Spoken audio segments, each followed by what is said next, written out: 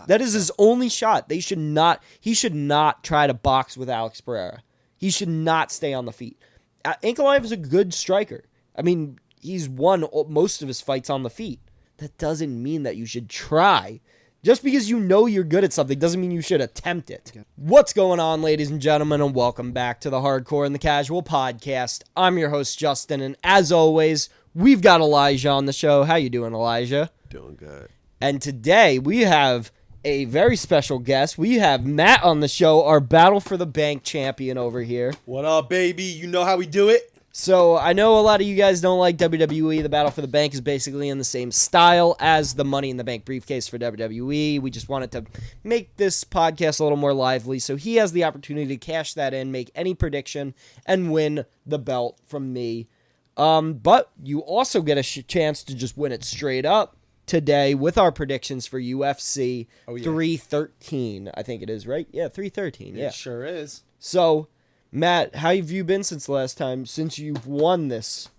Really good. I'm excited to have this, too, because the videos are really, really fun to film. Yeah. And that you have something like this on the line is awesome. And you guys should definitely go check out the Battle at the Bank videos. They are awesome. That's all I got to say. You got to go check it out and find out. Hell yeah. So, now that is out of the way, Elijah, I haven't seen you in 2 weeks. We're coming off of our predictions for Henry Cejudo versus Song Yadong. There was another card in between. We didn't do a podcast last week because there wasn't really much to talk about, so we decided that we weren't going to do one. But I did end up retaining for Triple C versus Yadong. Okay. And yeah, I'm moving on to like 14 weeks in a row of champion. So Matt over here has the best shot at beating me right now. He has 2 opportunities to beat me this weekend. Possibly, if he wants to use the Battle for the Bank. He does have it until the end of the month. I think that's what we said, right? It is, yes. 2 months. You have 2 months to cash in. Yep. So you have it until the end of March. This is the only pay-per-view in March. You do with that information as you wish. You can do it on a fight night. It doesn't really matter. As long as we get a little bit of footage in there to actually show it. Yeah. You are able to do it on a fight night. So you don't have to do it this weekend, but you could. I could. So now that all of that's out of the way, we're not really going to talk too much about Triple C versus Yadong. If you haven't seen it, eye poke wasn't really great. The rest of the card was great. Lots of knockouts on the prelims, lots of submissions. It was a great card. Go back and watch it. The news cycle has moved on. No one really cares anymore, so we're just going to skip that. Manel Kopp, he got a good win, couple eye pokes. He's not my favorite fighter, but he's at the top of the division right now, so I guess he's someone to look out for because he's probably going to be in a title fight soon. So that's Manel Kopp out of the way. There were some other good fights on that card as well. Not going to be talking about them, though. We are going to focus all of our attention on UFC 313. Alex Pereira versus Ankalaev, with the co-main event sadly being changed to Justin Gaethje versus Fiziev. Was Gaethje versus Hooker. Very much upset that is no longer the case. But it was a fun fight last time. So at least Gaethje versus Fiziev we know will be an entertaining fight. Yeah. So, okay. Do we want to talk anything about this card before we get into the actual predictions? Do you guys have to say anything about the card? Before the predictions, is there anything that you're looking out for on this card? Anyone that you are interested to see on this card that you already know about? Any information? We know that obviously the light heavyweight GOAT, Alex Pereira, will be fighting, defending, and retaining his title. The light heavyweight GOAT? You do know heavyweight GOAT. That's the division John Jones fought most of his career in. You do know that, right? That's old news. Okay. You do know what GOAT stands for, right? It means greatest of all time. And John Jones and Alex Pereira are actually the same age. Okay, so if they were to compete and to fight, there would be, and if Alex Pereira beats John Jones, there is no GOAT debate.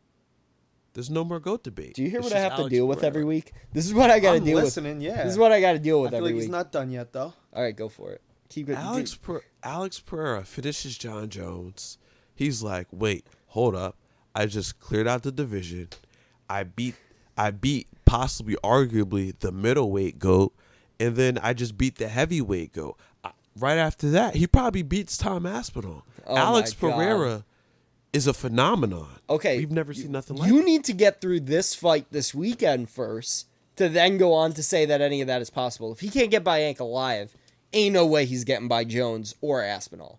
So, we will move on to our predictions now. We will get to that at the end of our predictions. All right. And then we will talk more about it as we see the fights come up. There are some fun fights on this card. Some of them we're not going to talk too much about. Some of them we're going to dig in a little deeper. It's just how these predictions go. We're the hardcore and the casual, so sometimes you got to be a little casual on these topics because Got to get best of both worlds, man. Hardcore casual. Little Hannah whatever you Montana. say. Okay, do you know who DeJordan Santos is? Yes. All right, what's his record? What weight does he fight at? I seen him a couple of times. Yeah, come on. This Yeah, come no, up. we have no clue who DeJordan Santos is. He's 10-1, fights in the middleweight division. I do know who Ozzy Diaz is though. Yep. So we are going to predict for that first. I don't know much about Ozzy Diaz. It's just I think he fought Joe Pyfer on the Contender Series. Okay. I think. I'm pretty sure that is a fact. So 9-3 versus 10-1. Ozzy Diaz is 9-3. DeJordan Santos is 10-1. This is the middleweight division. There's all the information you get. Go for it. It's all the information we get. We're going to leave him on here the whole time, right? Yeah, just kind of like write it big at first and then put it in the corner. Okay. Like small in the corner. What's the DS or OD?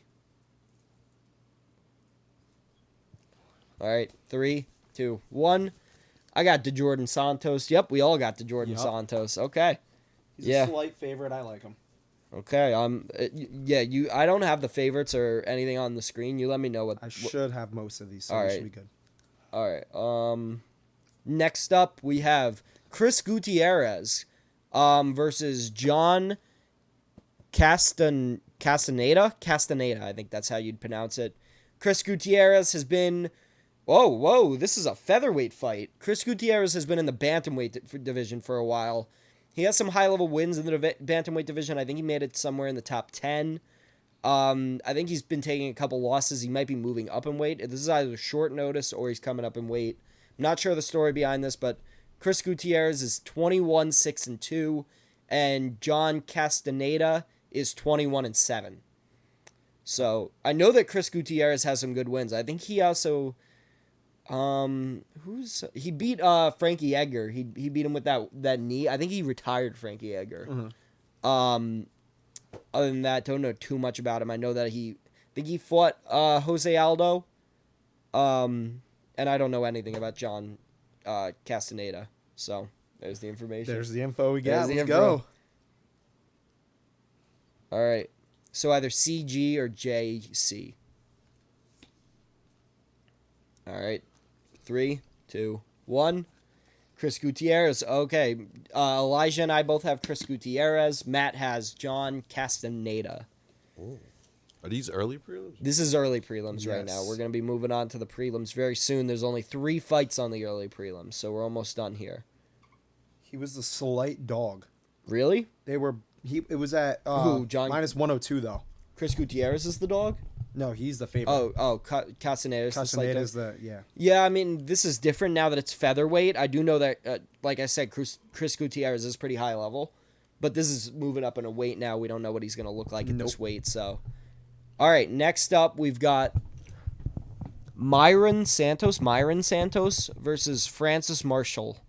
Myron Santos is 15-1. Marshall is 8-2. So either MS or FM. Yeah, come on. 3, 2, 1.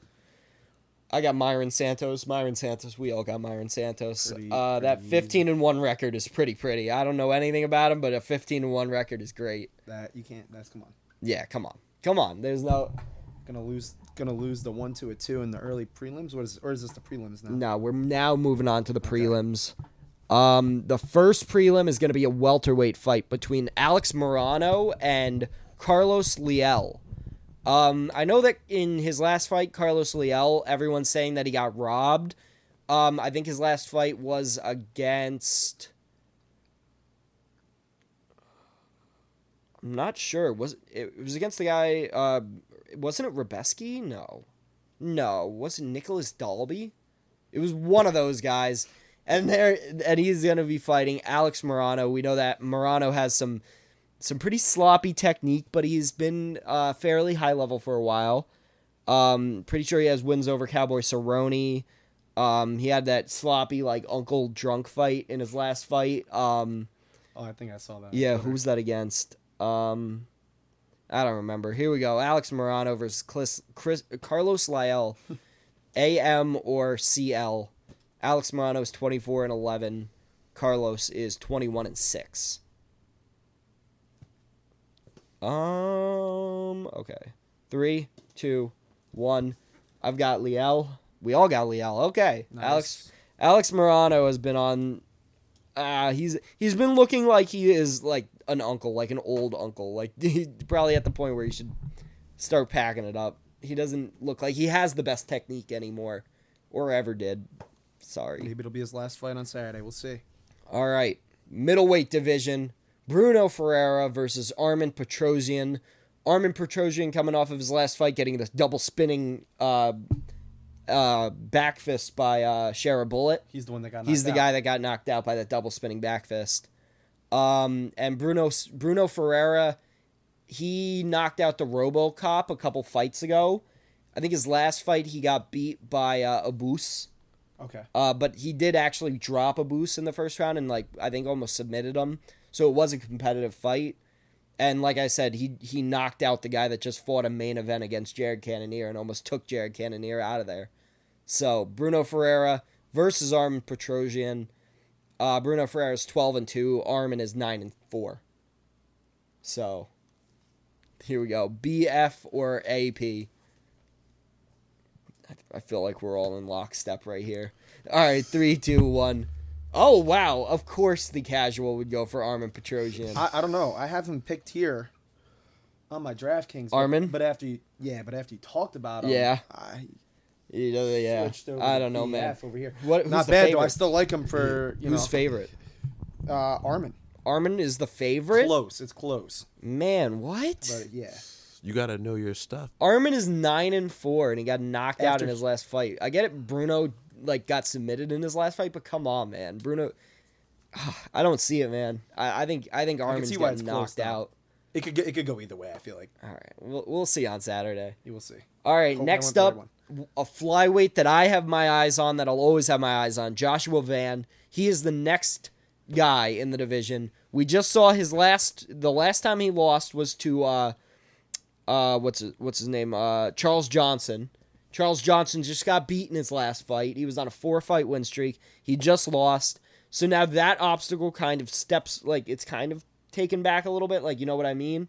Like, when the guy that beat you loses, you almost get to, like, now skip the line in front of him. Yeah. So I think Joshua Van can go back onto a good schedule now. He is fighting Ray Teixeira.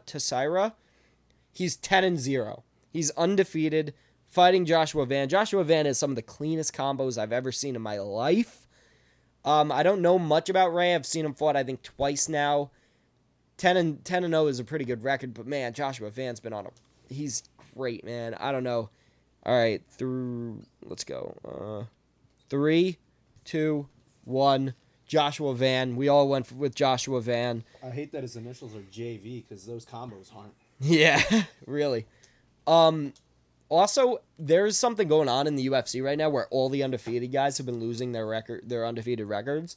I think we're on 11 guys since January that have lost their undefeated records in the UFC. Jeez. I think they're like 0-11. And we all took Van, right? Yes. Great. So, well, he's 12-2. The other guy is 10-0. That's what I'm saying. Yeah, so we're good. Great. We're good. Next up is a fight that I hate the fact that it's on the prelims.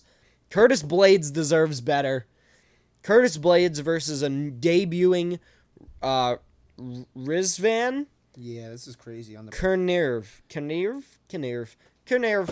I don't know. Something man. like that. Sorry. You want to take an attempt at it? Kuniev? Kuniev? I don't know, something like that. We'll figure it out on Saturday when they say it a whole bunch. I'll be watching this fight, guaranteed. Easy. Curtis Blades versus Rizvan. So either Curtis Blades or RK. Yep. On the prelims is crazy, On the especially prelims with is so Green crazy. on the main card. Especially since Curtis Blades' last fight was for the interim heavyweight title. Crazy. Like, come on, man. Just 3, 2, 1. Curtis Blades. Curtis Blades. You gotta stop showing him disrespect. he's gonna whoop that ass on Saturday, man. I think so. I think we're seeing a 12 takedown, Yeah. like dragging him to the decision. Like, got something to prove. He's a beast. He's gonna show. Yeah, I like Curtis Blades. I think that his style can be somewhat boring, but I mean, recently he hasn't been having many boring fights. Nope. Like, he used to be pretty boring, but now he's been having some pretty entertaining fights. He's been getting knockouts. He's been in some pretty entertaining fights recently, so. He's coming into his own really good. Yeah. Good timing. All right. Now we are moving on to the main card of UFC 13, where we start off with Bobby King Green, or now known as just King Green, Yep. versus Mauricio Rufy, who is one of the fighting nerds that I've talked very highly about. Gene Silva just got a knockout on the last event on Triple C's card. Yep. He is now going out to fight Bryce Mitchell. Yep. Khalil Bahalio is in the middleweight top 15, or he's in the top 5. And then Carlos Pratas is in the top 10 now for welterweight. These guys are taking over. This is a lightweight division bout. This is one of the hardest divisions, probably the hardest division. But if he beats Bobby Green, he's basically at number 16. Because Bobby Green's basically number 16 in the division. Yep. So if he beats Bobby Green, we're talking middleweight, welterweight, lightweight, featherweight, all having A fighting nerd. a fighting nerd in the top 15. They came out of nowhere too. They came out of I didn't nowhere. hear much about him until the last year. Exactly. Out of nowhere. But but now we do have this fight: Bobby Green or King Green versus Mauricio Rufy. Who do we all have?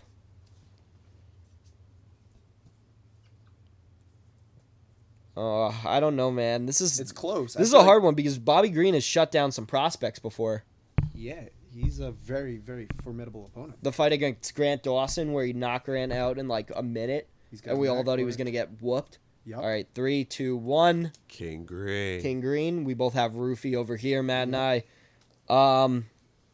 Yeah, I don't know. I feel like the fighting nerds have way too much momentum to lose this right now.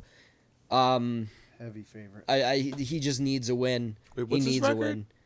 a win. 11-1. And Bobby Green is 32-16, 1-1. What's his initials? MR.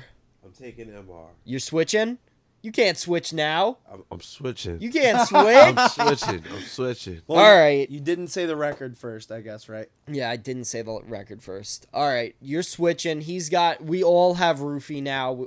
Fighting nerds to the top. I'm getting that belt back. Yeah, let's see about that. I don't like my picks now.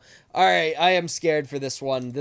I haven't had to defend my title against two people in a triple threat in a long time, so For this is real. making me nervous about my 14-week title defense streak. It's not lasting much longer. Yeah, It's especially over with with. this thing fucking sitting here staring at me. That thing helps both of our cases out a lot. Yeah. Love that thing. Really? Oh, yeah. All right. Next up, we have Amanda Lemos. You have some PTSD over there about Amanda Lemos in this thing? Don't want to talk about it. Don't want to talk about it? Don't want to talk about it. All Still right. have it. And then she will be taking on Isman Lukindo? Isman Lukindo? I don't know how to pronounce her name. Sorry. Amanda Lemos is 14-4-1. Lukindo is 17-5-0. Lukindo has been having, she's been on the up and up. Lemos is now, kind of stalled out at that top of the division. Mm-hmm. Lost to, I think, Vivian Janandaroba in her last fight. Before that, she fought for the title against Wei Li. But she also has, and she lost to Jessica Andrade too, but she also has some knockouts over some pretty high-level women. I think she has the most knockouts the second most behind Jessica Andrade in the strawweight division. And then I don't know much about Luciendo. All right, so either AL or IL. All right. 14-4-1 versus 17-5. 3, 2, 1. Amanda Lemos. All right, Matt and I both have Amanda Lemos, and he has Luciendo. Why do you gotta... every time now, you're just opposing what me and him... Do we have different on our... Yeah, we do. There was a few. Okay, yeah, we do have a couple. Okay.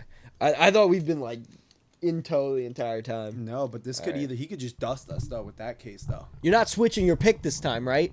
You're sticking with... I'm sticking with my pick. Okay, you're sticking with Luciendo? I'm giving you a couple picks to make it easier for you. All right. We are now moving on to the fight that pisses me off because why is Ignacio Bahamondes on the main card of UFC 319 or 313 but what's his name? Curtis Blades? No. Aspinall. No, Ribovic. He fought last Saturday against what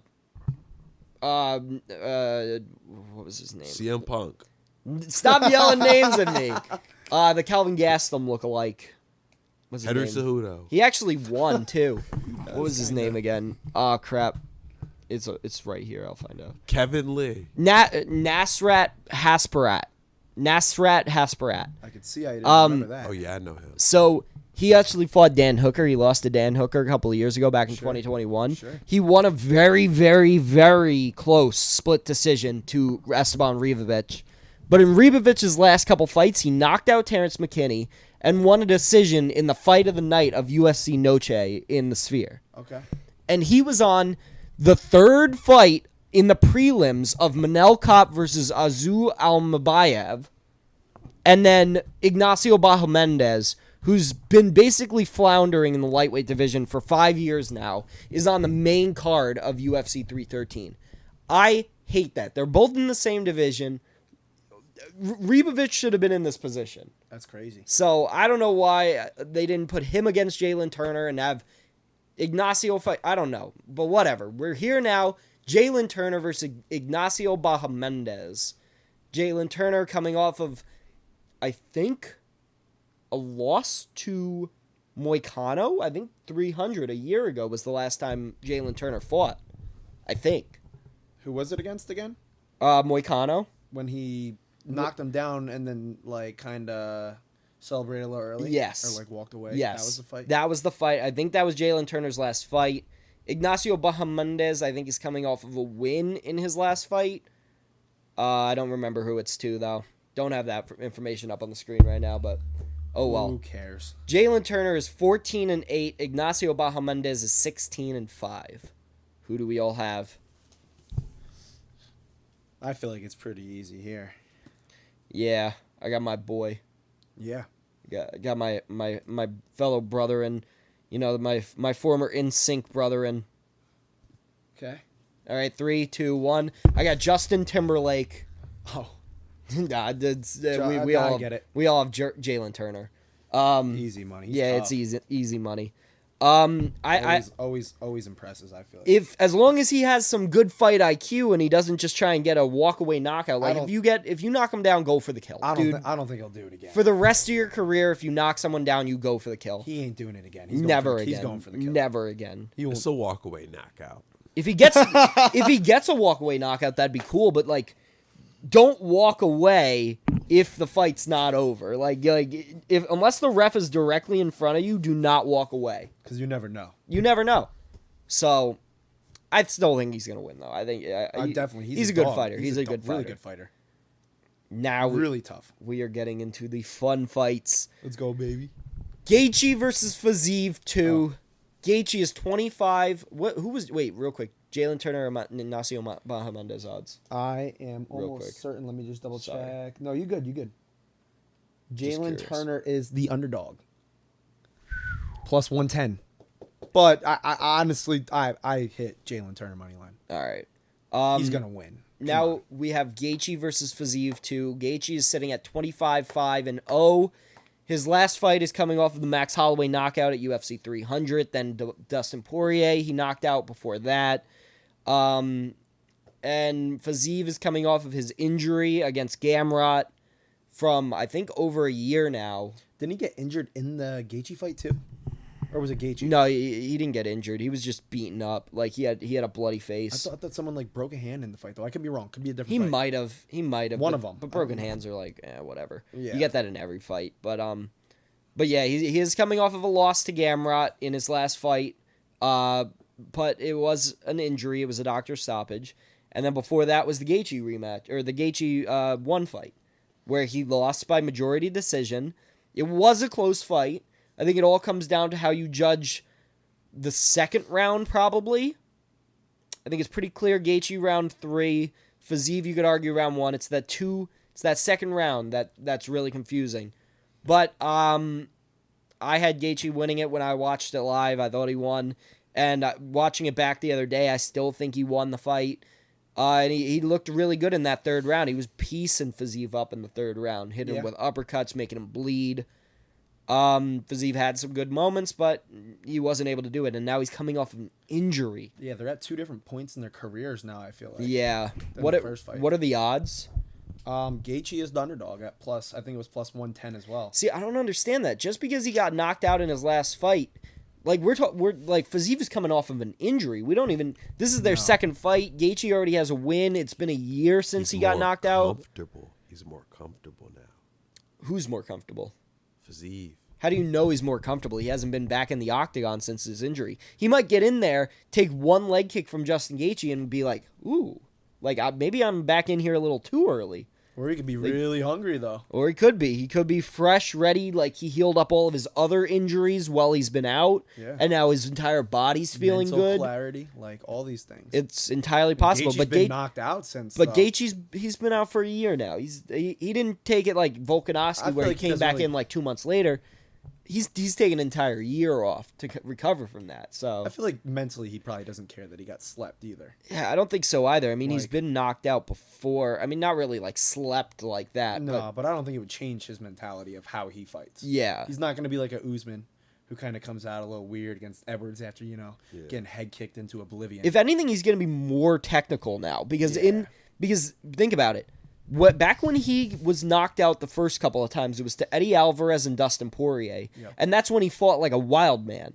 And then after he got knocked out by those two back to back, that's when he went into his technical stage. That's when he started. Ferguson, right? That's when he started being super technical. Knocked out James Vick, knocked out Edson Barboza, He knocked out everyone up to Tony, and then knocked out Tony, all being super technical. Yep. You know what made him get knocked out in the Max fight? Was when they were just wildly brawling. Yeah, it was in the last 10. So now I think he knows, like, I'm not brawling anymore. Like, I'm going to stay super technical. Yeah. And that's how he won the Fiziev fight. When they were brawling in the Fiziev fight, Fiziev was winning. Mm-hmm. When Gaethje started being super technical, throwing those uppercuts in tight, everything followed with a left hook. Yeah. When he was being super technical, that's when he started to really make Fiziev bleed. So I think he knows exactly what he needs to do, which I am. Let's predict now. Let's go. 3, 2, 1. I've got Justin Gaethje. Yeah, He's got Fiziev. We both have Justin Gaethje. I like the experience. Everything that I just said, I think Gaethje knows, and I think that he's going to come out there and be very technical in his approach. I think that Justin Gaethje has all of the skills to do it. I don't think that his chin is going to be that depleted from one knockout against from Holloway. I think that he's going to be fine. He took punches from Fiziev before. I also think that Fiziev knows what he's going to look out for. I think he knows about that uppercut. I think he knows that he needs to not stay in close. I think he knows he needs to fight from the outside, throw a lot of body kicks because those are what was working for him in the first fight. Yep. I think Fiziev has all of the strategies in line too. It's just a matter of how he feels after that injury, man. I really believe that. We'll find out. Find out on Saturday night. We will. Do you guys have anything else you want to say before we move on to the main card about this Justin Gaethje-Fiziev fight? I'm sad that it's not Hooker. I am too. He disagrees. But just want to call that out. He didn't want the Gaethje versus Hooker fight. Kind of crazy. A little that's bit, like everyone has their that's like on my top 5 fights that I want to see before I die. That's like before I die, I want to see Gaethje versus Hooker. That fight was going to be a bunch of tomatoes. Bro, that could be a BMF title fight right now. It would be awesome. That fight wasn't going to do over 50,000 pay-per-view sales alone. But it's the co-main event to a title fight. No, Dan Hooker needs to fight. And it was Conor 5 McGregor. rounds. McGregor. Yeah. Dude, Yeah, I'd watch that. I'd watch that too, but like Hooker versus Gaethje was going to be so fire. Fireworks. Because There's no one that agrees with you at home. You can't overlook Fiziev now. No, I don't. This is going to be a great fight too. It's just no Dan Hooker versus Justin Gaethje. Because you got to look at it this way. We've already seen it. If he knocks out and finishes Justin Gaethje, great. that will be so detrimental to his career. Who? So To Gaethje? to Gaethje. Yeah, he'd probably retire. That's fine. That's definitely like retirement thoughts. I'm not like really hard on like, oh, I want to see Gaethje fighting for the next 10 years. Like I want to see him fight all the new guys. Like no, if Gaethje gets knocked out, I'd completely respect if he chooses to retire. That's why I like the Hooker. That's why I like the Hooker fight, because I want to see. That's the one fight in the division that I want to see Gaethje fight more than anyone else. We've seen him fight everyone else. That's the one fight where I'm like, dude, that's the last top guy that Gaethje needed to fight. Mm-hmm.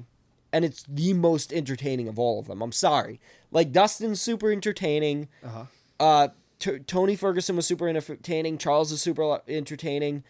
But, man, Dan Hooker is probably one of the most entertaining guys in the division. And it's the story behind it. It's like, loser probably goes home in that fight. Exactly. Like, if you lose that fight, you're probably retiring. So yeah. I feel like that makes it all... like just so much more to fight for. It's like either win and have a chance and then lose and you're just you have to retire. Exactly. Yeah. And Elijah over here thinks that Dan Hooker would have knocked Gaethje out in the first round, even though Dan Hooker's on a 3-fight split decision fight streak. He's not coming off a brutal knockout though. Dan Hooker has more split decisions. Dan Hooker has more split decisions in his career than he has knockouts. Is that a bad thing? Styles do. No, I'm just saying I don't think he was going to knock Gaethje out in the first round. I'm not saying all of those split decisions were super entertaining fights. 100%. That's not what I'm saying. That's not at all what I'm saying. Those were super entertaining fights. Yeah. I'm just saying I don't think he was going to knock Gaethje out in the first round. No. It was a 5-round fight. I was looking for a Gaethje split decision win. Yeah, exactly. That is what I was thinking. Like, come on, man. I don't think Hooker was going to knock Gaethje out in the first, dude. Come on. Come on. He doesn't really have knockout power, no? They were going to have a war really. like how Hooker and Poirier had. They weren't going to have no war now. I think they were going to have a war, and I think it would have been awesome. I think it would have been an awesome war. Hooker would have drugged some of the dog out of Gaethje and I think Gaethje would have got a little the same. brawly, yeah. Maybe Hooker chins him up, then I don't know. I'm calling it. Justin Gaethje gets exposed by Fiziev. I'm calling it. Smart. Got to focus on the fight at hand. Yeah, but now we can go on and we can talk about the main event of the evening. I know that we all have a lot of opinions on this fight. I know I certainly do. All right, let's predict it first, and then we will talk about it. All because I don't know how much I could talk about this fight without clearly showing my bias, okay? Got it. So we'll predict, and then we'll talk. 3... Oh, well, I'll let you guys write first. Yeah, I'll let you guys write first. Sorry. He's ready. I'm ready. Now I'm having second thoughts. Yeah, because now it's about the belt. It's no longer about, like, who you want or who you think. Now it's about, like, who's realistically actually going to win. Its initials would be AP and MA, right? Yeah. All right.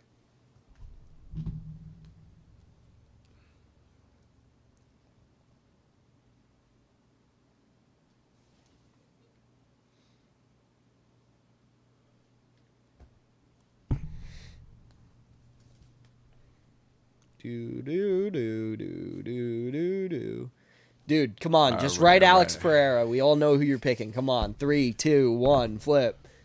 Magomed Ankalaev, and of course Elijah has Alex Pereira. The light heavyweight GOAT. You took up all that time just to write that when we all knew exactly who you were going to pick anyways. All right, so Look good. We now have our complete lists. We can now dive in to this main event. We have Alex Pereira versus Magomed Ankalaev. Alex Pereira is 12-2. Magomed Ankalaev 21-1-1. That's a crazy record, but 21-1-1. 21-1-1. Well, no, 20, not 21. 1 and 1 no contest. Insane. So, I'll let you start, Elijah. I know you got a lot of opinions on this. I know who you think is gonna win. Please, tell us how. Tell us how you think he's going to win. You think he's going to take Ankalaev down? The way I see the fight going, I feel like it's going to be a very weird first round because I feel like Alex Pereira is going to come out. I mean, I've seen him with like doing like the little photos and stuff. He looks kind of off. And so does Ankalaev. They both look kind of off. I feel like the first couple of rounds is going to be kind of weird. Ankalaev did say that he was going to try to stand with him. I do see him falling back. He took that back on Twitter the other day, actually. He said that he's probably going to shoot on Alex Pereira. Yeah, I was going to say, like, I do feel him kind of falling back on that if he can't pick up on the feet by the third round. But if it's by the third round, I see Alex Pereira just picking up the pace. Might be already too late at that point. Yeah, so, I mean, I feel like it's a 50-50 fight. I can't really discredit both guys, but I think it's going to be good. I got Ankalaev, I think, pretty easily. I already had him. I hope. I hope so. I feel like he just takes him down and kind of smothers him.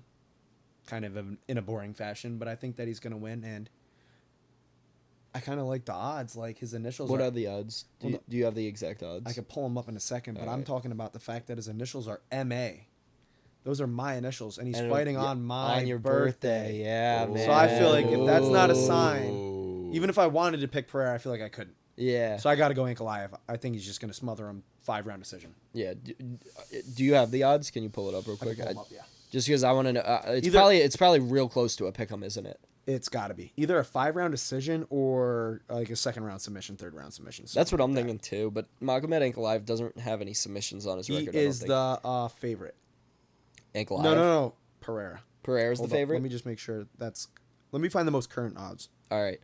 While you do that, I'm just gonna say, I think Ankalaev has all the ability to take down Alex Pereira and submit him if he wants to. I think that Alex Pereira needs to get a Jorge Masvidal style knockout if Ankalaev's strategy is to go out there and wrestle. If he's going to go out there and wrestle, Alex Pereira needs to throw something big, like Jorge Masvidal, Yeah. and put him away real fast. Do you have the? Yeah, Pereira's a 10-point favorite. Oh wow! So They're is it both like, minus odds. Like it's 115 it's like and 105. Okay, that's fucking crazy. It's flip a coin. I mean, I could definitely see Alex Pereira being able to catch him early, but also he's never done that. His quickest fight was against John Strickland, and it was like 2 minutes and 45 seconds. Me and Elijah have gone over this a million times. We talk about Alex Pereira on every episode, and I brought this stat up to him every time. Alex Pereira has not knocked anyone out within the first 2 minutes of a fight. So now we're not talking about that anymore. Now we're talking about, will Ankalaev shoot within the first 2 minutes of this fight? I think he does, That's the question. and it just takes Pereira a little too long to get going. He has a filling out process, and I don't know if he's going to be able to have enough time to figure that out. Nah, because look, every time Alex Pereira starts the first round, it's always with something wild and exotic. I feel He like did that against Khalil in his last What'd he fight. do? I missed that. What'd he do? Khalil. He just ran at him and tried to super kick him. Okay, He I've never basically seen him he run hit him like with like that. a Drew McIntyre style Claymore. Claymore? Yeah. I've never seen him run. I missed that fight. Yeah, bro, it was awesome. You Like, missed the fight of the year then. That was Yeah, crazy. Jeez, dude. I'll have to watch it tonight. Watch our live reaction to it. UFC 307 live reactions on the one channel. of his best fights. Khalil's a freaking beast. But look, right, Alex Pereira, he's definitely gonna push the issue first. I feel like he's gonna go for that early knockout. He's very calculated. He's very, very calculated. What I've seen against Yeri, against Jamal Hill. Yep. I don't know what's going on with him and Roundtree, but he finds a way to get that knockout. Like, I do see Magomed taking that chin, but I don't know. He just looks weird in that photo I saw. He looks a little overweight. I saw something about him being 22 pounds overweight. Who? Alex Pereira. Oh, Pereira. Yeah. Yeah. So, Ooh, I don't know, man. Everyone says Alex Pereira is a really big guy. I don't think he's that big. There's no way Alex Pereira is bigger than Ankalaev. he's bigger than John Jones. I don't know. No, not right now. Not heavyweight John Jones. Come on, man. No. Not heavyweight John John Jones. Jones last at heavyweight, he fought at 238. Alex Pereira walking around his last camp was like 242. I don't think Alex Pereira gets that big. I think and he has more muscle definition. I think you're just seeing stuff online that's not true. I don't think Alex Pereira is anywhere near 242. Maybe 228, maybe high 220s. There's no way though, because we're talking like I don't know. ankle. We're talking. Think about this: Yuri Prohaska. He only walks around at like 211. And he fights at 205. Look how big Yuri Prohaska looks standing next to Alex Pereira. They look almost the same exact size. So probably denser. You know how some people like they carry like that, like more weight, like just. I guess, but you got to say Yuri's a really big guy to be, and if he's walking around at 211, to say Alex Pereira's walking around at 242, that seems a little ridiculous with them standing next to each other. I'd have to see a picture. Let me see if I see a picture of thick Pereira. All right. I'll believe it. I think he could get pretty big though. But I don't know, man. I've seen Ankalaev smother Jan Blachowicz in the 5th round and get a 10-8. And I've also seen Jan Blachowicz smother Alex Pereira. So MMA math doesn't work like that, but if we're taking just pure wrestling level, skill level, if Alex Pereira is here and Jan Blachowicz is here and Ankalaev is here, then it only makes sense, ABC logic, that Ankalaev is a much better wrestler than Alex Pereira. Hold on, let me pause you on there because you did say that they went to a decision, and then So when Magomed did that, it went to a decision. He got a 10-8, still didn't win. In the 10th, yeah, it was a draw. It was a draw. He still didn't get the win, even though he got a 10-8 round. Alex Pereira, who you said also got smothered by Jan Blachowicz somehow, still won that fight. So even if it goes to decision, I think you can still put Alex Pereira out there as the winner. But that's completely different though, because the fight against Jan Blachowicz was at Salt Lake City. It was 6,000 feet in the air, and Jan Blachowicz got tired because he doesn't wrestle a lot. So when you do something more, you're used to it more. You don't get tired as much. That's why the wrestlers, when they're striking, they get tired. When the strikers are wrestling too much, they get tired. When you're not doing the discipline that you do all the time, you get tired faster. True. So Jan Blachowicz, 1, was at 6,000 feet in the air, and 2, was doing a lot of grappling, which he doesn't normally do. So that could have played a big factor in why Jan got tired. If that fight was at sea level, you never know. He might have been able to win that 3rd round just by grappling the entire time. So now these are a bunch of what ifs, but I am saying there are a couple excuses for that fight, which I just told you. So the other fight there is, they're under both the same conditions. If you're fighting in, yeah, but that's different because Alex Pereira trains at higher altitudes than Jan Blachowicz does. But he doesn't train grappling. But he does train grappling. I mean, his head coach is Glover Teixeira. I'm not saying that he's on Glover's level, but they definitely train grappling. Jan Blachowicz is a better grappler than Alex Pereira. We can say that, right? Yeah, and Jan Blachowicz isn't as good as Glover Teixeira, as we've seen also. But he's better than Alex Pereira. And by your logic, technically, he's better than Jan Blachowicz. Who? Alex Pereira. How? Because he beat him. Did he stuff any of the? Yeah, because it's an MMA fight. It's not a grappling fight. It's an MMA fight. Exactly. He won the boxing exchanges, which won him the fight. Because Jan Blachowicz would take him down, and then he kind of wouldn't do anything about it because he's not a grappler and he doesn't really know what to do when he gets someone to the ground other than just lay on them. Neither does Ankalaev. Ankalaev got a 10-8 round against Jan Blachowicz. He still didn't win. No, but that's not what I'm saying. You don't just get a 10-8 round by laying on someone. You know how you get a 10-8 round? You beat the shit out of them. You have to beat them so bad that they get no offense in it, and then it looks like they basically just got finished. That's how a 10-8 round works. Ankalaev is a good grappler. He has good ground and pound. He's been submitted 1 time in the UFC by Paul Craig in a fight that he won literally 99% of. He lost in the last 1 second of the fight. So, and that was all on the ground. He was dominating a guy who specializes in jiu-jitsu on the ground. Alex Pereira has no shot at submitting Ankalaev if it gets to the ground. He might be able to get back up once or twice. I don't think he has any shot at submitting Ankalaev on the ground. Imagine he does. That would be crazy. That'd be crazy. I don't think that's going to happen. I think Alex Pereira might be able to get back to his feet once, maybe twice, but if Ankalaev keeps shooting... But Ankalaev's mid. It's like, I understand what you're saying. And Ankalaev is 20-1. But I understand what you're saying, though, about how he beat Jan Blachowicz. But it's like, if you get a 10-8 round, what did Jan Blachowicz do that was so special in that? He had to have his own 10-8 No, it round was just because to even it Ankalaev out. was standing on the feet for the first 3 rounds, and then he only chose to start grappling in the 4th and 5th. If he would have chose to start grappling earlier, he probably would have won that fight. It probably wouldn't have been a draw. But he chose to stay on the feet too long. That's why I'm trying to say, if Ankalaev stays on the feet with Alex Pereira, then yeah, clearly Alex Pereira is going to win. He's going to knock him out. I'm not a lunatic to say that Ankalaev is going to win on the feet. I'm saying that if Ankalaev goes out there and tries to shoot, there's nothing Alex Pereira can do about it. Wait, so was Jan Blachowicz whooping him in the boxing exchanges? No, it was a pretty even contest. It was just that he was just barely nudging out the rounds. Like, he was throwing a lot of leg kicks, which Alex Pereira has the best leg kicks in the game, so I do believe that if Ankalaev stays on the feet for too long, it's going to look exactly like the Jan Blachowicz fight again. He's going to get his leg taken apart, and then he's going to get hit with a couple big shots. Yeah. That's why he has to shoot as soon as possible. As soon as you get an opportunity, you double leg that motherfucker to the ground, and you beat on him for as long as you can until the ref pulls you off of him. It's about his only shot. That is his only shot. He should not try to box with Alex Pereira. He should not stay on the feet. Ankalaev is a good striker. I mean, he's won most of his fights on the feet. He doesn't really take guys down that much. He beat Thiago Santos on the feet. He did get knocked down, but he did beat him on the feet, and Thiago Santos is a pretty good kickboxer. He beat Ratchik on the feet, pretty good kickboxer. He beat Anthony Smith on the feet, pretty good kickboxer.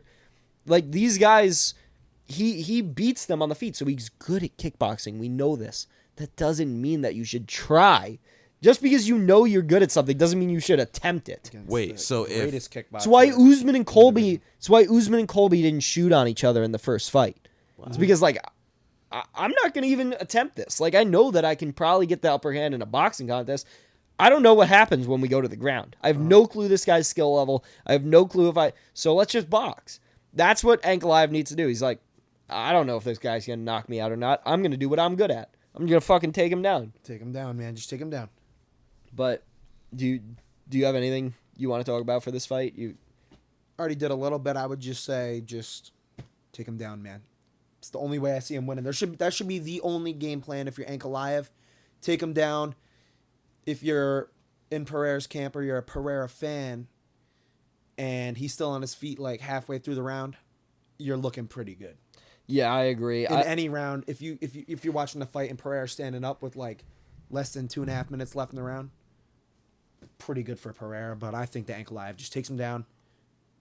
And kind of a boring fight. I think it really depends on how the first round looks. Yeah. If Ankalaev's not shooting for takedowns in the first round, it's going to go really poorly for him. Yeah. But if you see him shooting takedowns and kind of like he's not quite getting there, Alex Pereira's kind of like up against the cage, like kind of getting out, then you could be pretty confident Ankalaev's going for like a takedown heavy game plan, and he's going to finally get some eventually. Yeah. Like even if Alex manages to stuff 1 or 2, I'm telling you, that third one, that fourth one, they're gonna get him. Because Alex Pereira does not have that good a takedown defense to keep on stuffing Ankalaev takedowns. Even if he does, like I feel like his gas tank probably isn't anywhere near what it should be. Especially in the grappling department over 5 rounds. Like if this goes to decision, there's no way Alex Pereira is going to win a decision. That's what I don't think Alex Pereira is going to win a decision. He needs a knockout. He needs a knockout. Do you at least agree with that? That if Alex Pereira is to win this fight, it's probably got to be a knockout? Probably won't be a decision. No, it depends how the decision goes. If they stay on the feet the whole time and then Alex Pereira is kind of just picking them apart on the feet, that you think he could win that? Yeah, but I want to see him shoot for a takedown. I want to see Alex Pereira get up and prove people that he can. That's what I want to see too. Yeah. You'll hear me come on with a whole different outlook on life next week.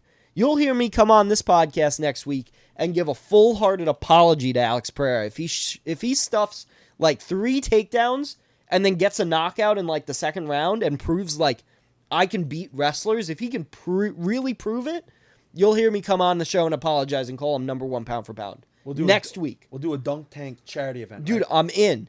Like, if that actually happens, I will come on the show, I will apologize, and I will say he is number 1 pound for pound, not Islam.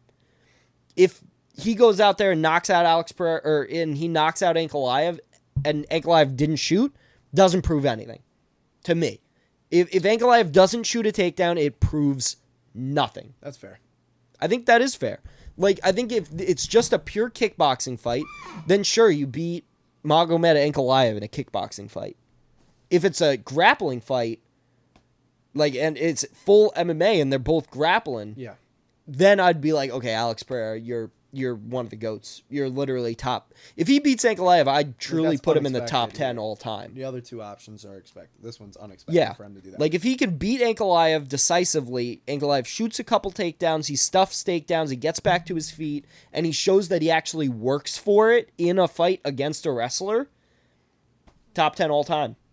On God. I'll say it. I'll say it next week if that happens. That's fair. But like I said, if he goes out there and they're just kickboxing and then he gets a knockout, you're going to hear me say the same thing next week. It doesn't change the story. It doesn't change the story. I need to see Alex Pereira stuff some takedowns and get a knockout. Like, I got to see it. Like, the Jan Blachowicz fight proved nothing to me because Jan's not actually a grappler. I want to see it from an actual grappler. Yeah. Like a Chael Sonnen, a Colby Covington, an Usman, that level of grappler. That's what I want to see. An Anthony Hernandez, that level of grappler. That would make it an intense fight. A Merab, a Bilal. He has not fought one of those high-level grapplers. Yeah. So, let's find out. I don't even think Ankalaev is that.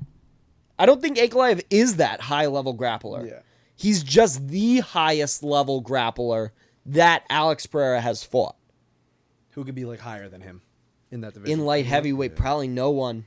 You don't have, like, a DC John Jones-level grappler anymore. So he's finally just running into the best grappler in that division. Yes, yes. But Ankalaev still, like I said, he doesn't use his wrestling that often. He has, like, a 30% takedown accuracy. Oh.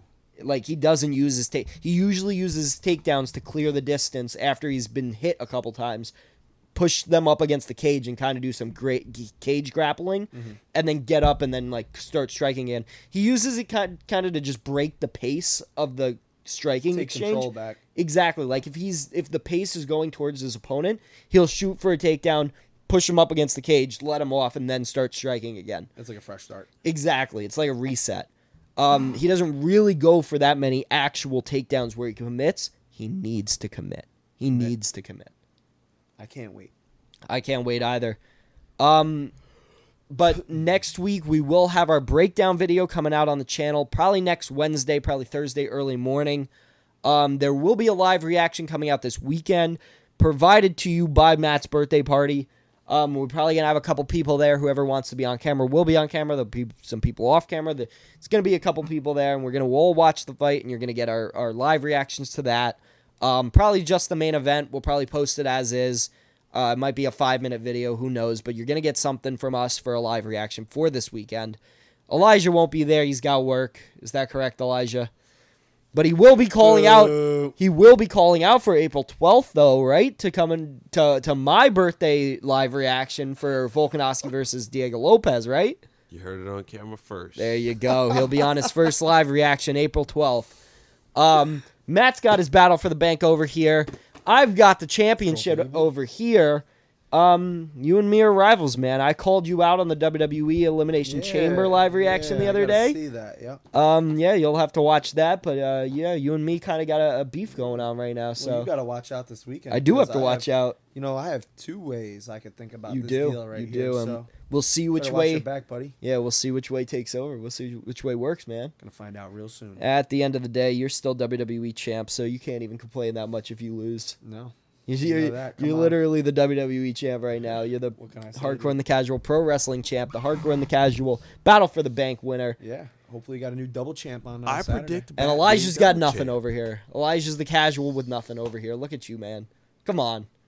And you call yourself a hardcore. Come on. Who's the sign behind? I have a little segment. Do you want to talk about your little segment? Go for it. Right, Devin Haney, or not Devin Haney, Tank Davis? Gervonta Davis. Okay. I knew you were going to talk about that.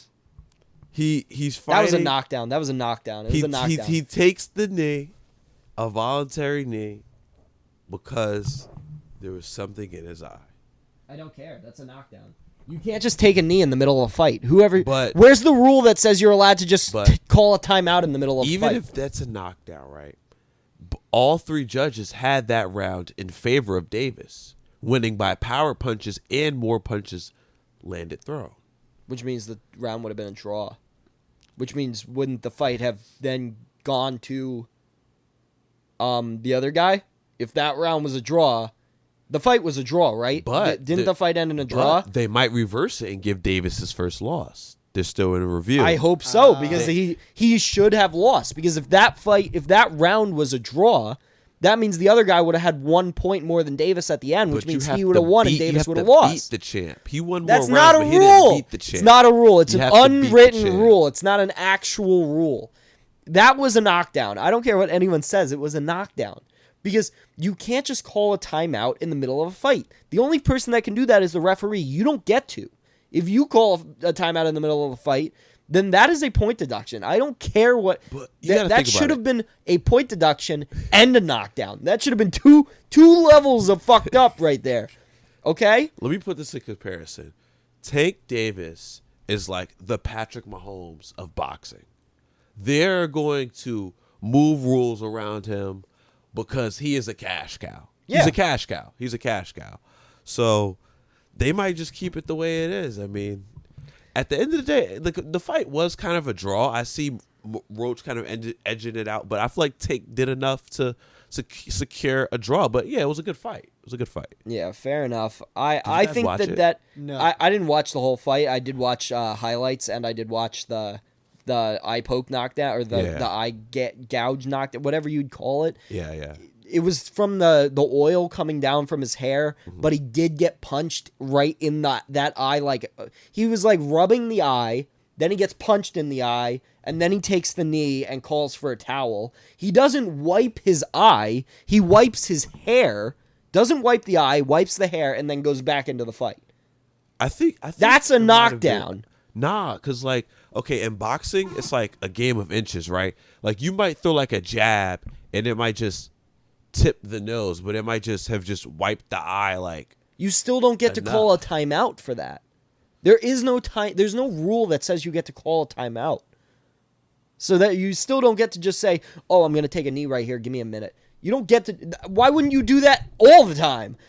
Every time I get a weird hit to the body, I'd be like, "Oh, my eye." Like, come on. Why wouldn't I just do that all the time? Ryan Garcia took a knee. And he got a knockdown for that and lost that round. He lost that entire fight. Exactly. He didn't get back up after that, right? No. Yeah, that's my point. That was a knockdown in that fight on Saturday, or on that was Saturday, right? Saturday. Yeah, Saturday. Who'd he fight again? I saw his tweet about the fight. I didn't see who he remember fought. the guy's Lamont name. Roach. Yeah, Is he Roach, good? yeah. Like, Lamont Roach actually is pretty good. obviously, He is good. I looked at his Tank's record. really good. So Yeah. He is good. He beat No, they'll Tank just have- Davis.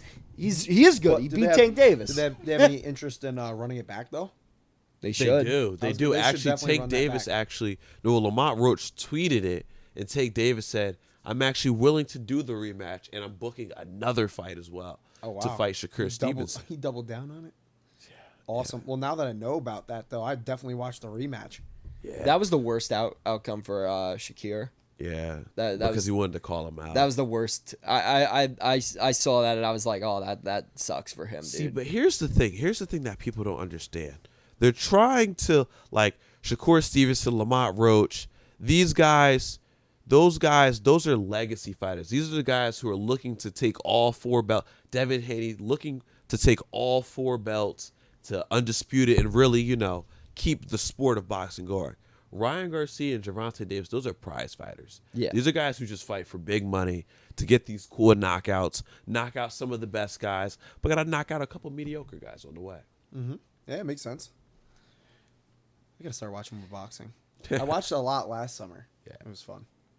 It is a lot of fun. Yeah. Yeah, I enjoy watching boxing. I just don't think it's as entertaining as the UFC. Agree. I think that there's a lot of corruption in boxing. I think that they have been around for hundreds of years and still haven't gotten their judging system down to a real criteria. And I think that they don't match their best guys up against each other, and when they do it like 4 times in a row. And that's what I don't like. Like they'll match guys up, and then they'll be like, "Oh, well, I get my automatic rematch. Oh, well, I get my automatic. They just go back and forth with wins. My automatic. What about my automatic? It's like, dude, Just fight someone else. You lost. It's over. It's over. You lost. Get out.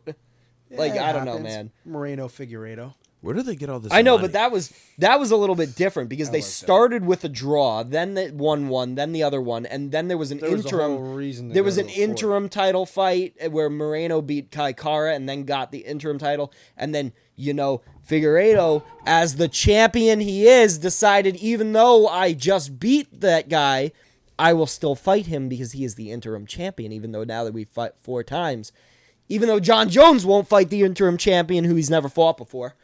Fair. Figueiredo's a better champion than John Jones. That's all I'm saying. That's all I'm saying. Wow. That's all I'm saying.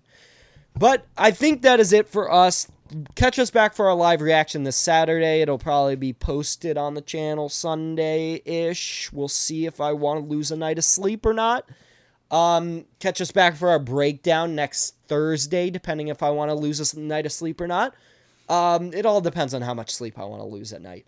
Thank you, Matt, for coming on the show, Mr. Battle for the Bank over here. Appreciate you coming. Thank you, Elijah, for always coming on the show, as always. I have been your champion and your host, Justin. This has been the Hardcore and the Casual. Like, share, subscribe. Yeah, like, share, subscribe, like, share, subscribe. Please do that. And peace out. You did it. You did it. You did it. You did it. Let's go, baby. I didn't know this was a thing. You did it. You did it. Yeah. Like, share, and subscribe. What do you usually forget? Subscribe. I like all of it. The whole thing. The whole thing. Yo, that was perfect. That was perfect right there.